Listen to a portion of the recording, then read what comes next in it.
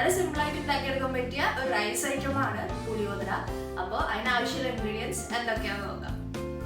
മല്ലി 1 ടീസ്പൂൺ, വറ്റമുളക് 5 എണ്ണം, ഉലുവ 1/2 ടീസ്പൂൺ, ഉഴുന്ന് 1 ടീസ്പൂൺ, കടലപ്പരിപ്പ് 1 ടീസ്പൂൺ, കടല 3 ടീസ്പൂൺ, കായപ്പൊടി 1/4 ടീസ്പൂൺ, കുരുമുളക് 1 ടീസ്പൂൺ, കരിവേപ്പില ആവശ്യത്തിന്, പുളി കുറച്ച്, ചോറ് 1 ബൗൾ എടുത്തിട്ടുണ്ട് കേട്ടോ, മഞ്ഞൾപ്പൊടി 1/2 ടീസ്പൂൺ, കടുക് 1 ടീസ്പൂൺ.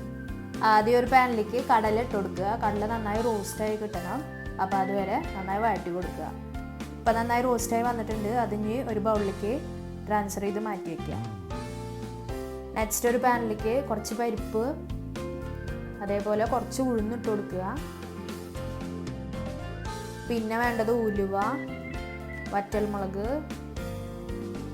മല്ലി, കുരുമുളക് ഒക്കെ കൂടി ഇട്ടിട്ട് നമുക്കിതൊന്ന് നന്നായി വറുത്തെടുക്കണം.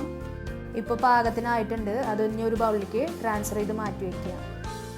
നെക്സ്റ്റ് പാനിലേക്ക് 2 ടേബിൾ സ്പൂൺ നല്ലെണ്ണ ഒഴിച്ചു കൊടുക്കുക. അതിലേക്ക് ബാക്കിയുള്ള പരിപ്പും ഉഴുന്നും ഇട്ട് കൊടുക്കുക. എന്നിട്ട് നന്നായി വഴറ്റി കൊടുക്കുക. ഇത് കരിയരുത് കേട്ടോ. ഇനി ഇതിലേക്ക് വേണ്ടത് കടലയാണ്. കടല റോസ്റ്റ് ചെയ്തത് തൊളി പൊളിച്ച് വെച്ചിട്ടുണ്ട്. അപ്പോൾ അത് അതിലേക്ക് ഇട്ട് കൊടുക്കുക. എന്നിട്ട് നന്നായി വഴറ്റി കൊടുക്കുക. അതിലേക്ക് കടുക്, വറ്റൽമുളക്, കരിവേപ്പില ഒക്കെ കൂടി ഇടുക. അതൊക്കെ നന്നായി വഴണ്ട് വരുമ്പോൾ പുളി ഒഴിച്ചു കൊടുക്കുക. അത് നിങ്ങളുടെ ടേസ്റ്റിനനുസരിച്ചിട്ട് ഒഴിച്ചു കൊടുത്താൽ മതി കേട്ടോ. ആവശ്യത്തിന് ഉപ്പിട്ട് കൊടുക്കുക. 1/4 ടീസ്പൂൺ കായപ്പൊടിയും കൂടി അതിൽ മിക്സ് ചെയ്ത് കൊടുക്കുക. എന്നിട്ട് ഇത് നന്നായി തിളച്ച് വരണം. ആ ഗ്യാപ്പിൽ വറുത്ത് വെച്ചത് നമുക്ക് മിക്സിയിലൊന്ന് പൊടിച്ചെടുക്കുക. അത് എന്നിട്ട് ഇതിലേക്ക് ആഡ് ചെയ്ത് കൊടുക്കുക. എന്നിട്ട് നന്നായി മിക്സ് ചെയ്ത് കൊടുക്കുക. മഞ്ഞൾപ്പൊടിയും കൂടി ചേർത്ത് കൊടുക്കുക. എന്നിട്ട് അതിൻ്റെ പച്ചമണം പോകുന്നവരെ വഴറ്റി കൊടുക്കുക. ഇപ്പം നന്നായി മിക്സായി വന്നിട്ടുണ്ട്. ഇനി നമുക്ക് ഇതിലേക്ക് റൈസ് ഇട്ട് കൊടുക്കാം.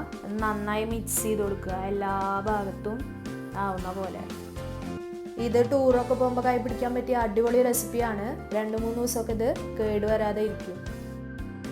ഇതിൽ നിങ്ങൾക്ക് എരിവൊക്കെ കുറവാണ് വേണ്ട വെച്ചെങ്കിൽ വറ്റമുളകും കുരുമുളകും ഒക്കെ കുറച്ചിട്ടാൽ മതി കേട്ടോ. അപ്പം നമ്മളുടെ സ്വാദിഷ്ടമായ പുളിയോദര ഇവിടെ റെഡിയായി വന്നിട്ടുണ്ട്. എരിവും പുളിയും ഉപ്പൊക്കെ ഉണ്ടോ എന്ന് നോക്കിക്കോളൂ. വളരെ ടേസ്റ്റി ആയിട്ടുള്ള റെസിപ്പിയാണ്. നിങ്ങളും ട്രൈ ചെയ്ത് നോക്കൂ. ഈ വീഡിയോ ഇഷ്ടപ്പെട്ടെങ്കിൽ ലൈക്ക് ചെയ്യാനും ഷെയർ ചെയ്യാനും സബ്സ്ക്രൈബ് ചെയ്യാനും മറക്കരുത്. അപ്പോൾ നെക്സ്റ്റ് വീഡിയോയുമായി കാണും വരെ ബൈ.